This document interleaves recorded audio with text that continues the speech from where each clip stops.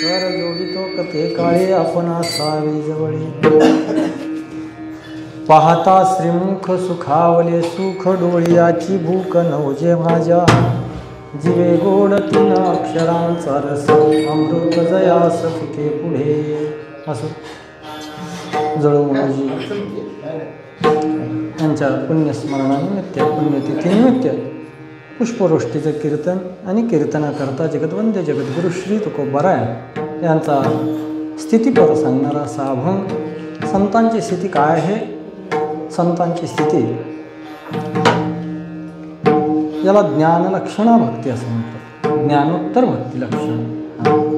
भक्तीमध्ये जर प्रकार केले, भक्तीमध्ये तसे भक्तांचे 4 प्रकार शास्त्राने सांगितले. काय? अर्थ, अर्थार्थी, जिज्ञासू आणि ज्ञान.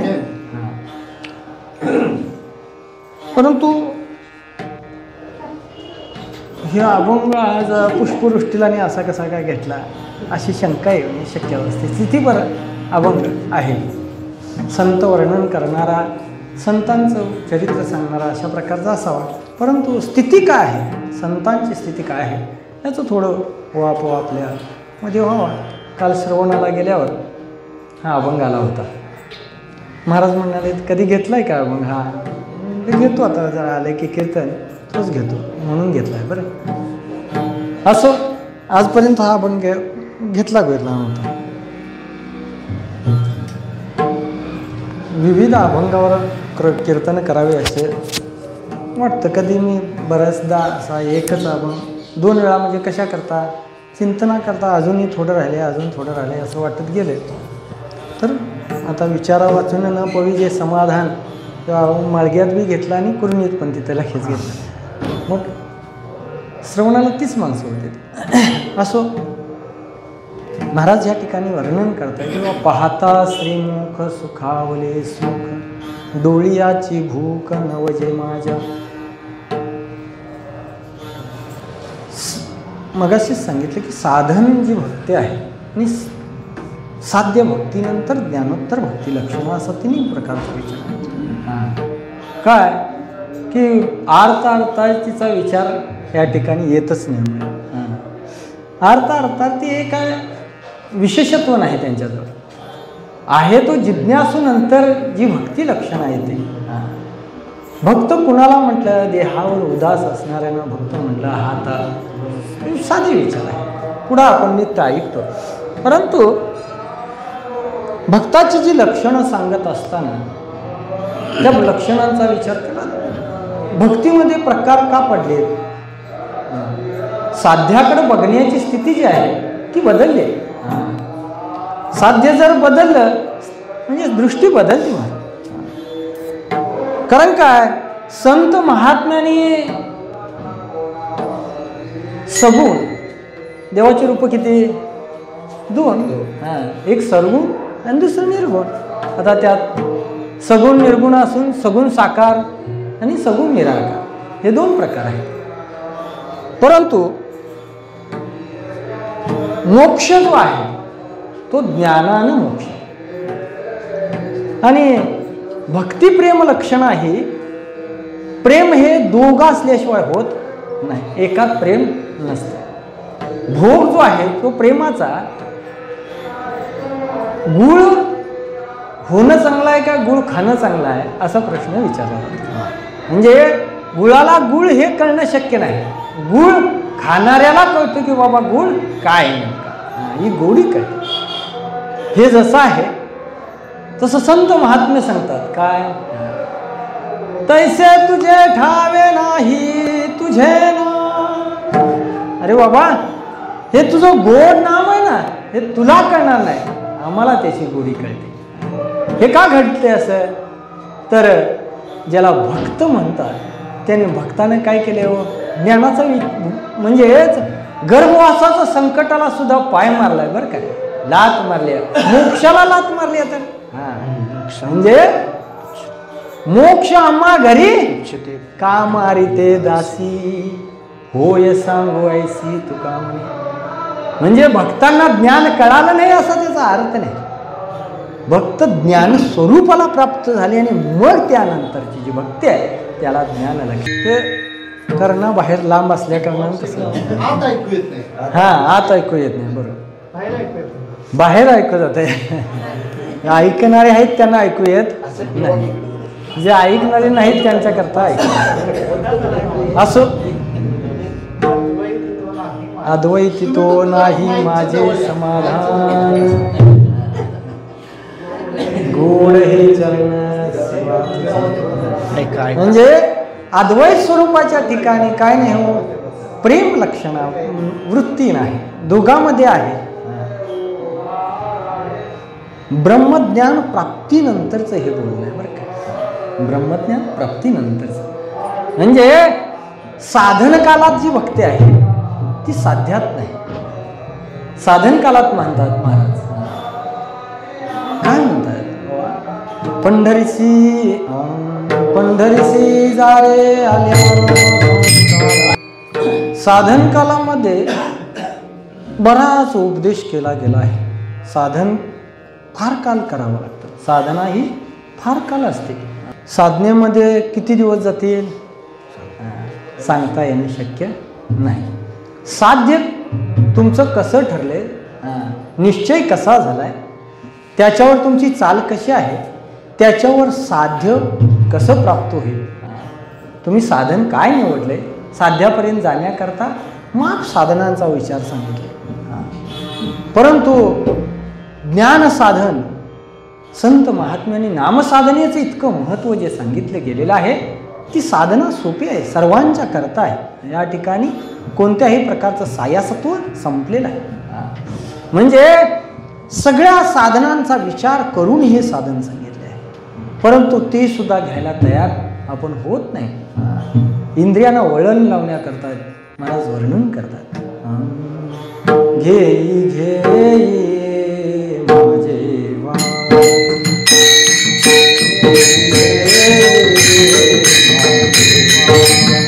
म्हणजेच साधन कालनं आपल्याला साधना करण्याकरता उद्युक्त केलंय. सहजासहजी देवाचं नाव घ्यावं असं वाटत नाही. रिकाम्या कालातही नाही आणि काम असणाऱ्या वेळेत तरी नाहीच. म्हणजे आता काम नाही, देवाचं नाव घेऊन बसावं असं वाटतंय का? देवाचं काम नाही, आता काय देवाचं नाव घेत बसावं वाटतंय काय? किती ऊस गेला, त्याचे पैसे किती येणार, किती गेले, एवढा माल सपला, एवढा आणायला पाहिजे, हे ते सगळं. आज इथला ऊस तुटलाय, उद्या तिकडला तुटला पाहिजे, आज इकडला अन्न टावळायचा तळायला, तिकडला बघायला पाहिजे, हे एक मशीन येते काय, सगळा विचार सारखा सतत येतो. तो विचार प्रापंचिक विचार का बुद्धीच्या ठिकाणी जे निश्चय झालेला आहे, संसाराचा जो निश्चय झाला आहे तो निवृत्त करण्याकरता फार काल मिळतो. आणि ती साधना होण्याकरता म्हणजेच त्या इंद्रियांना वळण लावण्याकरता या चारी पाचही कडव्यामध्ये इंद्रियांना आलेली सवय याचा विचार सांगितला गेला बरं का. पहिल्यांदा महाराज या ठिकाणी वर्णन करतात, ज्या काय घेई घेई माझे वाचे. तेच महाराज काय म्हणतात, व साधना झाल्यानंतर माझी मजा झाली अनावर वाचा, माझी मजा झाली अनावर वाचा. साधना कुठपर्यंत चालतात? साध्याची प्राप्ती झाली की साधना आपोआप थांबतात ना. पंढरपूरला जायचं आहे, पंढरपुरात उतरल्या आता काय रेल्वे असेल, एसटी असेल, नाही तर काय सगळी गठळी उतरायचीच ना, काय अजून तिथंच ठेवायचे नाही नाही. म्हणजेच साधनं थांबतात. तृप्ती झाली या जैसी साधने सरती अपयसी. म्हणजे तृप्ती झाली की आपोआप साधना सरून जातात. महाराजांनी वर्णन केले की बाबा ही साधना चालत आहे चालल्यानंतर साधना तृप्ती झाल्यानंतर आता काय हो, काम नाही काम नाही काम नाही काम नाही काम नाही काम नाही झालो पाहे काम. आता काम काही राहिलं नाही, साधनेतला काही काल शांत झालेली आहे वृत्ती. मग शांततेत राहतो काय हो, जी सवय लागलेली आहे इंद्रियांना, जी सवय लागलेली आहे त्या इंद्रियांची सवय काय होईल हो? अनारोत्व वैली वर्णन केले नाही का महाराज. पडिले वळण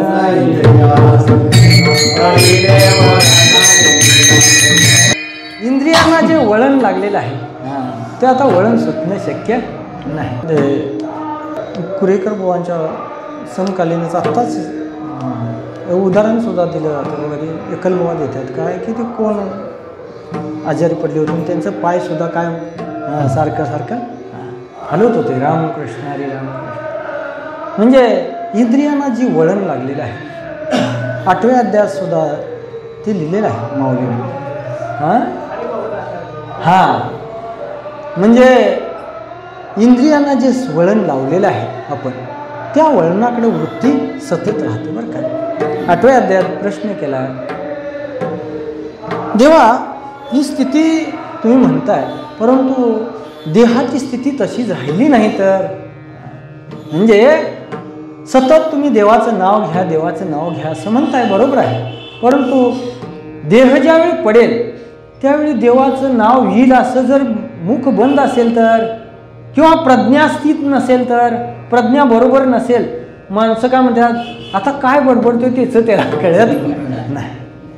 म्हणजे काय एवढी भक्ती करून त्याने काय केले म्हणायचं हे शेवटला असं बरं. परंतु देहाची स्थिती भिन्न असते आणि अंतःकरणाची स्थिती भिन्न असते.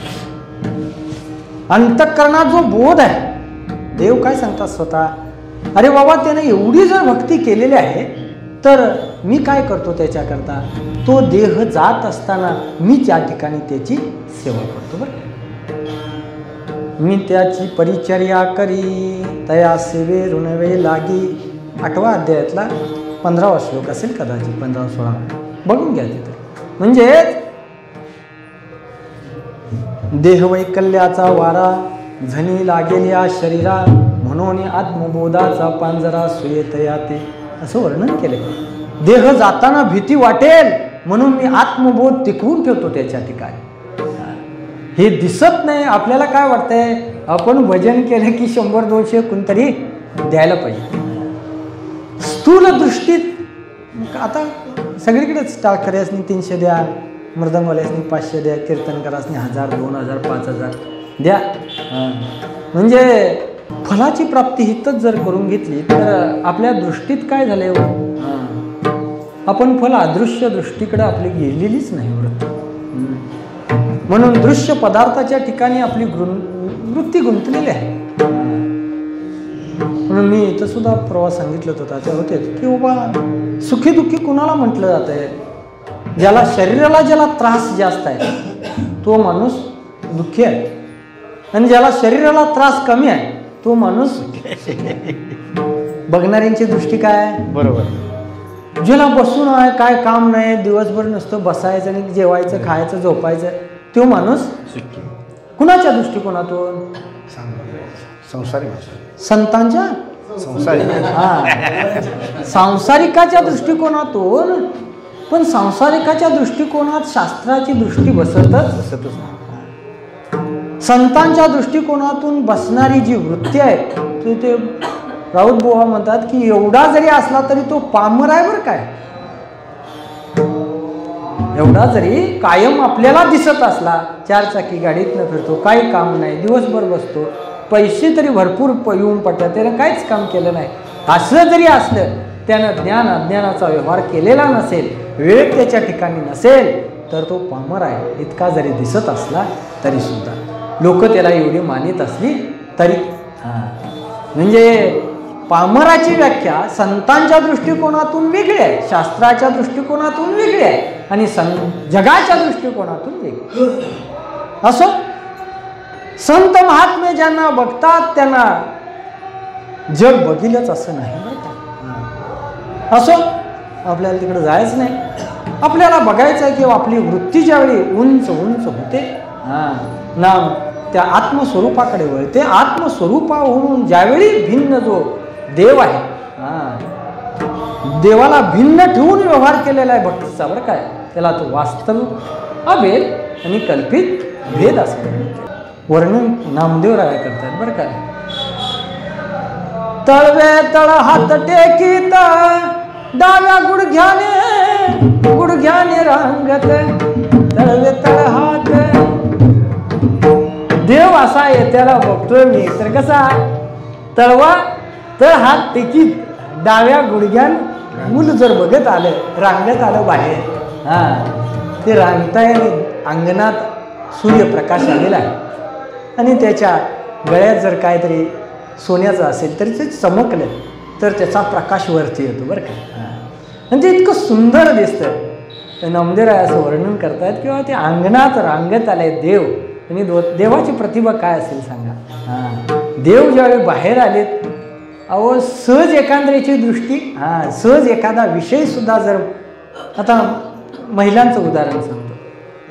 त्या जर कशात गेल्या वस्त्रालयात गेल्या वस्त्रदालनात गेल्या एखादी साडी बघितली मनाला आली पैसे जर आले नाहीत तेवढ्या आपण घेऊन गेलेलो नसलो आणि ती मनाला आली पुढं गेली तरी मागं वळून बघते ती साडी. बाजारात मैस गेल्याला घेऊन गेल्याला बघा सगळे विषय असे दृष्टीचे विषय. एखाद्याची मस जर मनात आली तर अरे ती घ्यायला पाहिजे होतं तर पैसे तेवढं नाहीत आणि ती आपल्याला परवडेल काय नाही परत तरी सुद्धा बघतो बरं काय.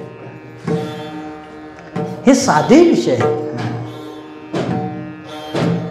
महाराजांनी वर्णन केले नित्यांता पुढे आनंद तो कोण विषय सुख बाई बापुडे तेक्षी जेथे नसलेची वैकुंठ भुवन शेषशाही त्रिकुट भुवन हो.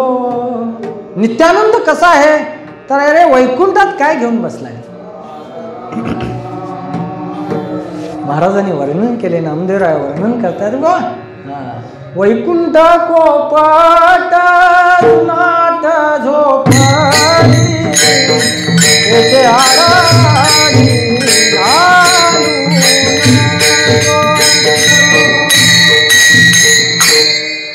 वैकुंठी जाऊन काय बा करावे उगीच बैसावे मौन. अरे वैकुंठात जाऊन काय करायचं निवांत बसायचं आत्मानंद भोगायचा आहे. त्याच्यापेक्षा भक्तीतलं सुख आहे भक्तीतलं जे सुख आहे ते अत्यंत सुख असं वर्णन केलंय. नको ब्रह्मज्ञान नको ब्रह्मज्ञान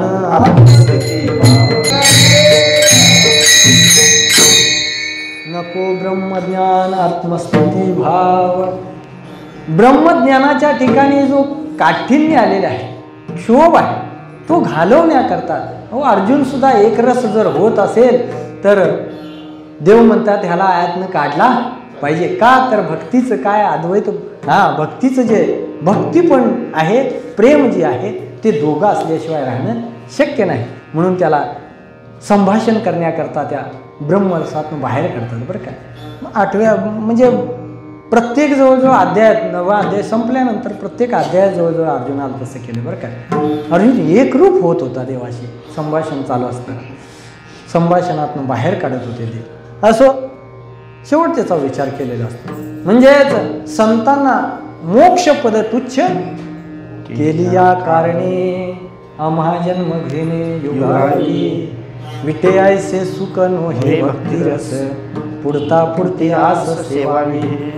इतर जे आहेत त्याच्यापेक्षा भक्ती रस जो आहे तो संतांना मोक्षापेक्षा. म्हणून काय वर्णन केले हो जे कैवल्यात ते परवते सर म्हणती पुढं काय ओळी कशी आहे म्हणजे जे कैवल्याला सुद्धा बाजूला करतात कशा करतात तर भक्ती करण्याकरता बरं का. म्हणजेच देवाचं नाही आपलं संतांनी देवाबरोबर भांडण केले ते कसं केलं हो संतांनी देवाबरोबर भांडण केले बऱ्याच ठिकाणी पाहायला मिळतात. संत प्रत्येक संतांनी बरं काय म्हणजेच अगदी चोखोबारायांच्यापासून मिळोबारायांच्यापर्यंत सगळ्यांनी देवाबरोबर भांडण प्रेमाचं भांडण ज्याला म्हणतात ते प्रेमाचं भांडण सगळ्यांचं पाहिलं. असो म्हणजेच आपल्याला 12व्यात जर बघितला तर व्यक्त स्वरूप आहे काय अव्यक्त स्वरूप आहे काय. व्यक्त स्वरूप श्रेष्ठ सांगितलंय तर व्यक्त स्वरूपाच्या ठिकाणी प्रीती लावून असणारे जे भक्त आहेत त्यांची मी काय करत असतो नित्य आठवण करतो, ती स्मरण ठेवतो बरं का. हां, म्हणून भक्त जो श्रेष्ठ समजला कशा करता तो अत्यंतिक प्रेम करतो. संतांनी वर्णन केले बघा. कन्या सासुऱ्यासी जाई मागे परतो पाहे, कन्या सासुऱ्यासी जाई तैसे झाले माझ्या जीवा केव्हा भेटसी केशव.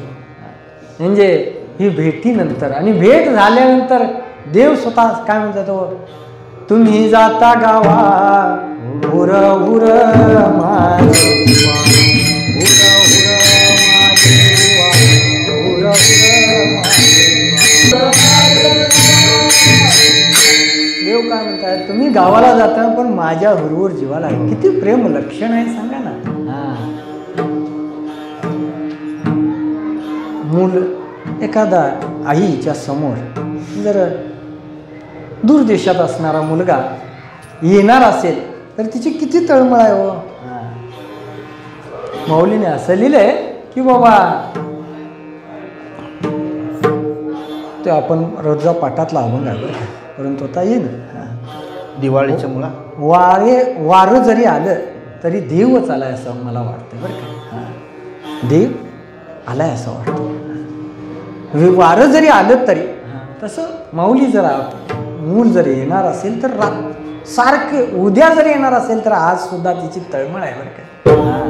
म्हणजे उद्या येणार आहे, उद्या येणार आहे, उद्या कधी उजडे येईल तिला वाटत असतं. हे जसं आहे तसं संतांना आमचं कसं, गाडी केव्हा येणार आहे, गाडी कधी येणार आहे, जायचं गावाला झालं की हो. द्वादशी जर आली, उद्या आता द्वादशी आहे, गाडी कधी येते, गाडी कधी येते. आम्हाला देव सोडायचा आहे आणि आपल्याला त्याचं काय भान नसते. गाडी आपली कधी येणार आणि आपल्याला बसायला जागा कुठं मिळणार. म्हणजे ही भक्ताची जी लक्षणं वर्णन केलेत, तो भक्त असा आहे की बाबा सतत सतत त्याच्या चित्तात कोण आहे हो, इतर कोणीच नाही. एक देवाशिवाय त्यांचा विषय तो त्यांचा झाला नारायण, नावडे जनधन माता पिता. महाराजांनी वर्णन केले. आता याच ठिकाणी महाराज वर्णन करतात. पाहता श्रीमुख सुखावले सुख. देवाचं मुख बघितल्यानंतर कोंदलेसे तेज प्रभा, कोंदलेसे तेज प्रभा, कोंदलेसे तेज प्रभा झाली एक नित्य नवानंद वाळता श्रीमुख. देवाचं मुख सुद्धा ओवाळताना नित्य नवा आनंद आहे. आम्हाला काकड्याला या म्हटलं तर गल्लीतली माणसं झोपत्यात, कुठली येतात काकड्याला. काय त्या देवाचं विलक्षण सुख कळेल सांगा. मृदंग्याला उठवून आणाय लागतोय. ह्यो मृदंगी आमचा कधीच येईल, तो मृदंग्यासारखा झोपतोय. असं ते सुख कळण्याकरता काय करायला पाहिजे, मुलाचं सुख होण्याकरता काय व्हायला पाहिजे, आई होण्याचा त्रास सहन केला पाहिजे बरं का. आई होण्याचा त्रास सहन केला पाहिजे, त्यावेळी मुलाचं सुख होईल. देवाचं प्रेम जर प्राप्त करून घ्यायचं असेल तर देवाला जे काय लागतंय ते केलं पाहिजे. परंतु आपल्याला देवाला काय नाही, आम्हाला काय जे लागतंय तेवढं आम्ही करत असतो बरं. असो म्हणजे ही जी प्रेमलक्षणात्मक भक्ती आहे, त्या प्रेमलक्षणात्मक भक्तीचा विचार करत असताना शास्त्रानं संतांनीच फक्त त्याचा विचार सांगितलेला आहे. शास्त्रानं काय सांगितले हो, जीव ब्रह्मेव नामरा. म्हणजे जीव हा ब्रह्मस्वरूप आहे आणि काय केलं पाहिजे, जीवानं ब्रह्मस्वरूपाची प्राप्ती करून घेतली पाहिजे. म्हणजे इथेपर्यंत शास्त्राची मजल आहे, परंतु भक्तांची जी मजल आहे ती कुठंपर्यंत आहे हो, ज्ञानोत्तर भक्ती लक्षण. भक्तांनी देवाला सोडलेला नाही, देव स्वरूप होऊन म्हणून काय वर्णन केलंय, तू म्हणे हे मीची करी माझी भजनी प्रेम धरी, सर्वत्र नमस्कारी मजे एकाते, मीची होणी पांडवा करती माझी सेवा, नवलावता सावा असे. मी होऊन माझी सेवा, याला ज्ञानोत्तर भक्ती लक्षण. आपल्याला अजून आपण व्हायचं आहे मी कोण हा करावा विचार, आणि त्यानंतर आपली ओळख झाल्यानंतर आत्मत्वाचा विचार आल्यानंतर तिथून पुढं. म्हणून ही अनुभूती जी आहे ती संतांची अनुभूती आहे, आणि ती संतांची अनुभूती संतांनी कुणाला प्रतिपादन केलेली असेल तर इतर जनांना, आणि ती अनुभूतीवर जर वाट वेदाधारे वर्तावे, मार्ग हे विश्व हे मोहरे अलौकिक न व्हावे लोकांप्रती, हे मात्र अवघड आहे बरं काय. मार्गाधारे जाणं बरं आहे, विश्व मोहर लावणं आणि अलौकिकता काढून टाकणं अतिशय कठीण गोष्ट आहे. असं म्हणजे देव होऊन देवाची भक्ती आहे बरं काय.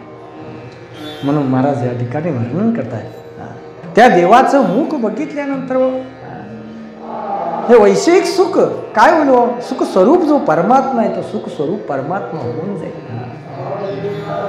आपल्याला कशात सुख आहे आणि संतांना कशात सुख आहे, संतांना कशात सुख आहे.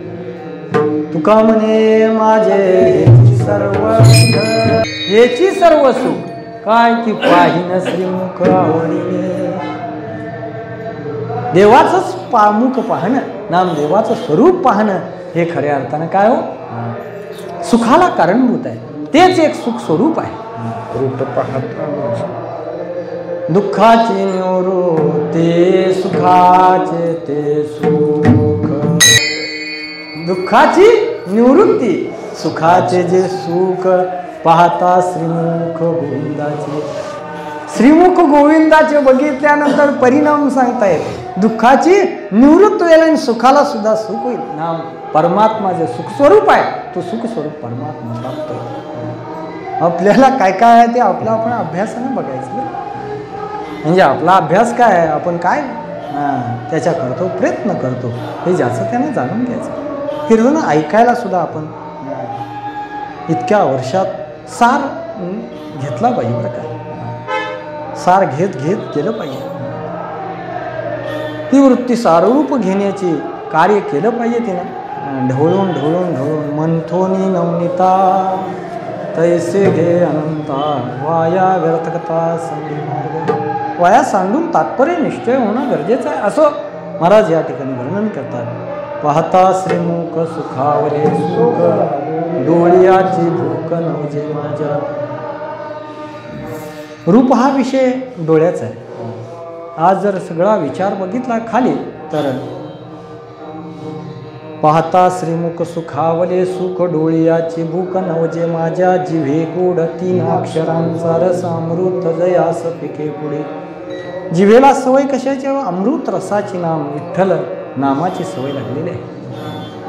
डोळ्यांना देवाचं स्वरूप पाहायचे. महामळे मन होते जे वाजले किंवा श्रवणाची वाट चोकाळली शुद्ध. आता ते कान दुसरं काही घ्यायला तयार नाही बरं काय. आपण दुसरं काही ऐकतो. आता मज पासे नका वधू संसाराचे विषय. आता माझ्यापाशी संसाराचं काही बोलू नका अशी कानाची वृत्ती झालेली आहे. मग अजून भरपूर आहे त्याचं सांगण्यासारखं. अव्यक्त जे स्वरूप आहे ते अव्यक्त स्वरूप रूपाला तरी कशा करता आलं तर भक्ताच्या प्रेमा करता आलं बरं काय. नाही आनंदाशी जोडा सांगता गोष्टी लागती गोडा. आला साकारायच्या चाडा तुका म्हणे बिलावंतीची. आलाशी आकारा आमची या चाडा कशा करता तुका म्हणे भिडा भक्तीची या. प्रेमा खातर म्हणून तू आलाय बरं काय. एरवी नव्हता काळा गोरा खुजाना ठेंगणा स्वरूप सुंदर नांदळा देखना. कैसी जीव शिव तयासी भावना. नेने 5 भौतिक ना नेने 5 प्राणावो. काही जाणत नव्हता बरं काय. तो नव्हता एक दुसरे काही यासी. होता लपोनी आपुली कुशी. काहीच नोळखोनी आप आपणाशी. स्वतःला सुद्धा तू जाणत नव्हता. पर भक्तांच्या प्रेमा करता काय केले त्यानं. रूप धरिले सगुण चांगले रूप धरिले सगुण चांगले आन मान जेतीच्या जेतीले आन मान जेतीच्या जेतीले चतुर्भुज शंख चक्राते मिळविले चतुर्भुज चक्राते मुकुटमाळा श्रवणी सुतेज कुंडले रूप धरिले सगुण चांगले मुकुटमाळा श्रवणी सुतेज कुंडले रूप धरिले सगुण चांगले त्याला जरी काही माहीत नसलं तरी त्याने अवतार कसा धरलाय महाराजांनी वर्णन केले. रूप धरिले सगुण चांगले ठाण मान जेतीच्या तेथी देखील बघितलं तर जिथं पाहिजे ते तिथंच बरोबर केलं. काय त्याला अवघड आहे सांगा. त्या ब्रह्मदेवानं गायी ज्यावेळी चोरून नेल्या त्यावेळी शिंगाला असणारे ते वरच्या टोपणं कशाची होती तो श्याम काय म्हणतात त्याला शांबे तर त्या सुद्धा कशाच्या सोन्याच्या त्यावेळी सोन्याच्या होत्या त्या सोन्याच्या त्या सुद्धा पायाचे खोर सगळं जसं काय तसं. घरात आल्यावर गायी कुणाला ओळखल्या नाहीत गोपाळ कुणालाही ओळखले नाहीत. ठाण मान जेतीच्या तेथी देखील जसं आहे तसं. गायीने दूध जरा चढच दिलं हे महत्वाचं. आज गायी दूध चढ द्यायला प्रत्येकाचा अनुभव आहे. रास क्रीडेत 6 महिने गेले देवाच्या ब्रह्मदेवाचा एक दिवस गेला एवढा त्याचं वर्णन आहे. म्हणजे 14 इंद्र त्यात येऊन गेलं एवढा. पण गोपिकांना एक क्षण वाटला बरं काय त्याला काय करता येणं शक्य नाही असं नाही बरं काय अशक्य म्हणजे त्यानं असं रूप सुगून सगळ्या देव जे सगळे आता ते वर्णन केले.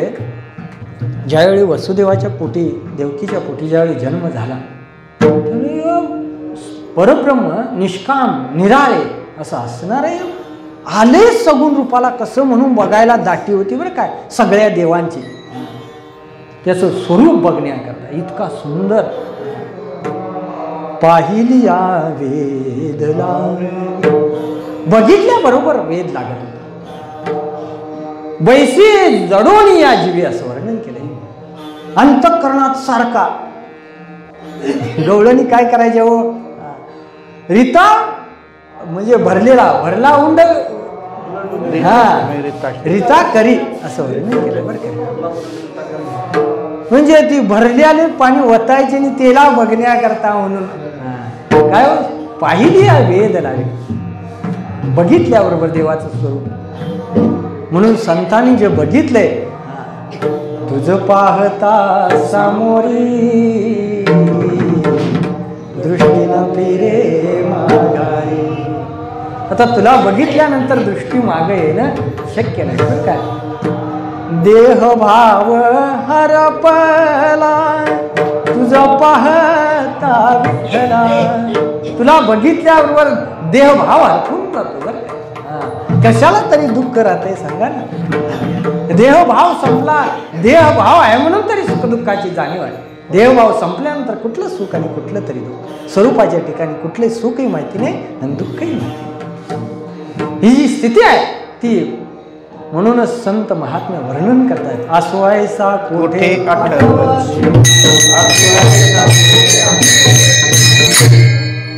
आसवायसा कोठे आठवची नाही. देहीच विदेही भोगू दशा. ब्रह्मस्वरूपाच्या ठिकाणी देहाच्याच ठिकाणी विधेय अवस्था आहे. देह असून मुसळे गुरुजींनी आपल्याला आमची शंका पाठाच्या ठिकाणी देह असल्या विधेय अवस्था कशी काय विधेय अवस्था ही मरणोत्तराचे वर्णन केले बरं काय. विधेय अवस्था ज्यावेळी देह पडतो त्यानंतर ती विधेय अवस्था प्राप्त होते असं प्राप्त आहे. परंतु संत महात्म्याने असं वर्णन केले ब्रह्मस्थिती प्राप्त झाल्यानंतर विधेय अवस्था म्हणजेच त्या ठिकाणी देहभाव जो आहे तो सुखदुःख जे देहभावाच्या ठिकाणी विधेय अवस्थेच्या ठिकाणी ब्रह्मसुख प्राप्त झाल्यानंतर त्यांच्या ठिकाणी कुठलाही भेद राहतच नाही. म्हणून ते विधेय अवस्था आहे, कोणती स्वरूपाची. म्हणून महाराज या ठिकाणी वर्णन करतात. पाहता श्रीमुख सुखावले सुख,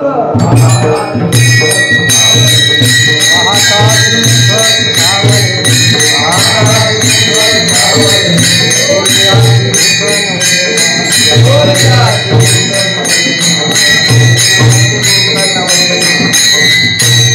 पाहता श्रीमुख सुखावले सुख, डोळ्याची भूक नव्हती माझ्या. जिव्हे गोड 3 अक्षरांचा रस, अमृत जयास फिके पुढे. जिव्हे गोड 3 अक्षरांचा. कुठं आता महाराजांनी स्वतः सांगितले काय?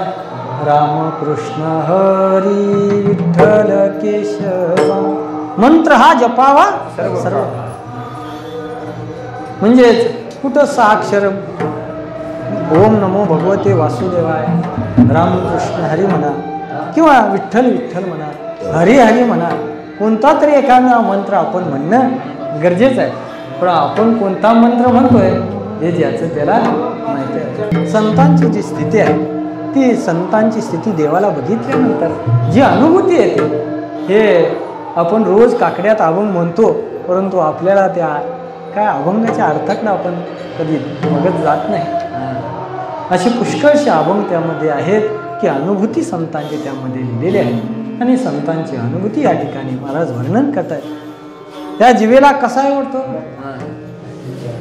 जीवे गोड ते अक्षरांचा रस, अमृत जयास फिके. अमृत कसं आहे? गोड आहे.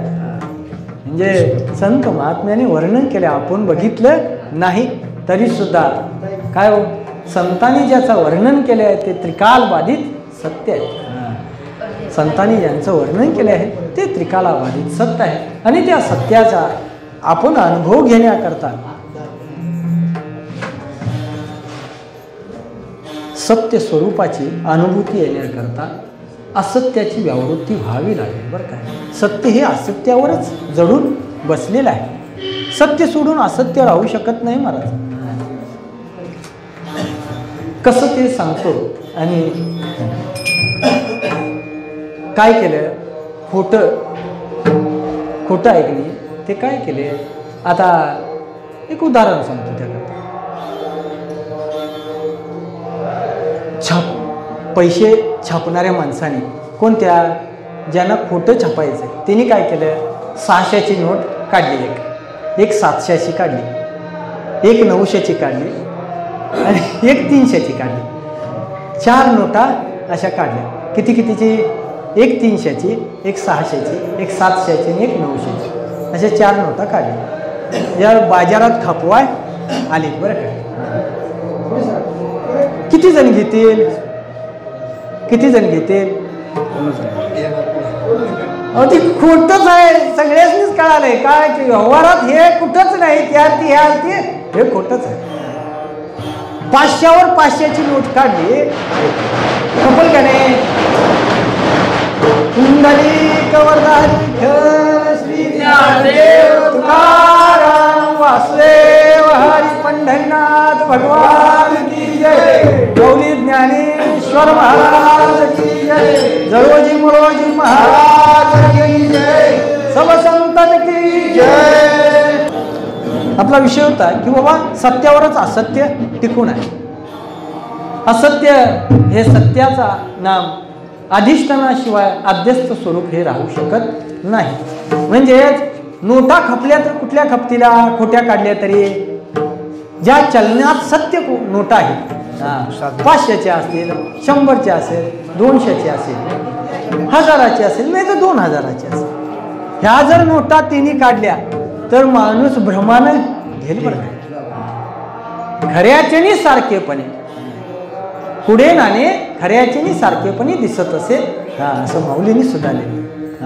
खोटं नाणं हे खऱ्यावर टिकून आहे. बरं काय, खऱ्यासारखं दिसते परंतु खरं नाही. बरं काय, म्हणजे असत्य हे लपून बसले कुठं? सत्यावरच लपून बसले. सत्य जर असत्य जर काढून ठेवलं तर काय असताना ते सत्यच आहे. म्हणजेच ह्या नोटा खपायच्या जर झाल्या तर त्या असत्य असणं सत्य असणाऱ्या परमात्मा जसा हे भगवंत आहे सत्य स्वरूपानं त्याच्यावर हे जगत ब्रह्मारूपानं भासलेलं आहे. ते ज्यांना दृष्टी आलेले आहे ते दृष्टीत ज्यांच्या बदल झालेला आहे त्यांच्या बघण्यात देव आहे सगळीकडे बरं का. म्हणून संत महात्मा करतात ऐसा ज्याचा अनुभव काय विश्वदेव सत्यत्वे. हे विश्व देवस्वरूपानं सत्यत्वानं नटलेलं आहे. हा असा अनुभव कुणाचा असेल तर एक संतांचा आहे. अनुभूती घेण्याकरता आलेली जी दृष्टीच्या ठिकाणी पडळ आहे ती दृष्टीच्या ठिकाणी पडळ घालवण्याचं कार्य कोण करत असतील. एक श्री गुरु करतात, संत महात्मे करतात, देव गुरु होऊन करतात. म्हणजे ही घालवण्याकरता मात्र साधना करावी लागते. आणि ती साधना केल्यानंतर परिणिती आल्यानंतर त्या परिणितीचा विचार केल्यानंतर त्या परिणितीत आता जरी गोड वाटत नसले आपल्याला देवाचं नाव घ्या घ्या घ्या म्हणावं लागतं. माझ्या विठोबाचे नाम अट्टाहासी उच्चारावे असं वर्णन केलं बरं का. म्हणजे देवाचं नाव कसं घ्यावं आता जरी येत नसलं तरी अट्टहासपूर्वक घ्यावं बरं काय. सतत सातत्याने येते काय आठवणीत येईल त्यावेळी का असना सतत घेण्याचा प्रयत्न केला पाहिजे. परंतु संतांच्या अनुभूतीत सतत जे नाम आहे ते त्यांना जिवेला कसं लागतंय गोड झालं बरं काय. नामदेवरांनी खंत व्यक्त केली आहे का नाही. हो अमृताहुनी गोड नाम तुझे देवा मन माझे केशवा कावा न घे. अरे बाबा हे अमृतापेक्षा तुझं नाव गोड आहे मन मात्र माझं घ्यायला तयार नाही. सांग पंढरीराया काय करू यास. अरे बाबा देवा काय करू याला असं आम्हाला कधी वाटत नाही. नावच घेत नाही वाटायचा काय संबंध नाही बरं. आपण नावच घेत नाही मग संबंध कधी वाटेल बाबा माझ्या मुखात कधी देवा तुझं नाव येत नाही काय करावं याच्याकरता मला. आणि संतांना अनुभूती आहे की बाबा जिवे गोड 3 अक्षरांचा रस अमृत जयास पिके पुढे. अमृत सुद्धा त्याच्या ठिकाणी फिके पडेल. अजून बरंच त्या ठिकाणी वापू आहे. संत महात्म्याने बरीच उदाहरणं दिलेली आहेत. बराच त्या ठिकाणी बरीच प्रमाण आहे बरं का. श्रवणाची वाट चोखाळली शुद्ध गेले भेदाभेद निवारणी महामळे मन होते गाधले शुद्ध चोखाळले स्फटिक जैसे तुका म्हणे माझ्या जीवाचे जीवन विठ्ठल निधान सापडले. हे माझ्या जे जीवाचं जीवन आहे विठ्ठल जीवीचा जिव्हाळा विठ्ठल कृपेचा कोळा विठ्ठल प्रेमाचा पुतळा लाविला चाळा. हे जीवाचं जीवन आहे बरं का. ह्या जीवीच्या जीवाना तुका म्हणे नारायण. अरे बाबा तू जीवाचं जीवन आहे. बरीच अभंग आपल्याला पाठपाठांतर आहे. परंतु अनुभूती येण्याकरता काल घालवावा लागतो. आणि तो काल आपण किती काल घालवायचा हा साधना करणाऱ्यांनी ठरवायचं आहे. असो या जीवाचं जे जीवन आहे ते कोण असेल तर एक नारायण आहे तो विठ्ठल आहे. आणि ती अनुभूती संतांना आलेली आहे. अशी आपल्यालाही अनुभूती यावी त्याच्याकरता आपला तसा प्रयत्न व्हावा. संतांनी त्याला आपल्याला गोष्टी द्यावी देवाने त्याचा आशीर्वाद द्यावा. आणि हे सगळं जुळून यावं आणि आपली साधना यथायोग्य त्या भगवंतापर्यंत पोचावी. आणि ती आपल्याला आत्मत्वाने प्रचिती यावी. तेच आपल्या मुखावर गोड असं असणारं नाम अनुभूतीला येण्याकरता संतांच्या चरणावर सेवा समर्पण करून देवाच्या चरणी सेवा समर्पण करून त्या ठिकाणी सेवेला पूर्णविराम देऊ. ज्ञानेश्वर